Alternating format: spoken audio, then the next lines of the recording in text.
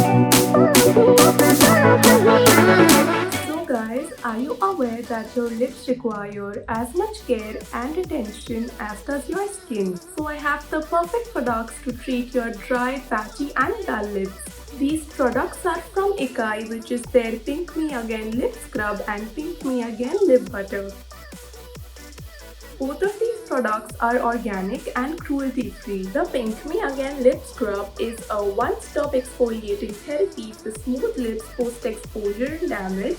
It lightens darkness, treats flakiness for a healthy-looking pink and plumper lips. It is made up of nourishing beetroot and essential oils that help to revitalize your lips. It also consists of shea butter and exfoliating sugar particles that help to get rid of dry and patchy skin with a tender touch. The Pink Me Again Lip Butter nourishes your lips and doses it with plenty of hydration. Its magical mix of ingredients helps support skin's natural moisture barrier. It reduces pigmentation and makes your lips soft and pink.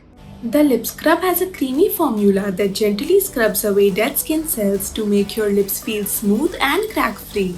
It is recommended to be used twice a week, followed by the lip butter to maintain nourished and non-chappy lips.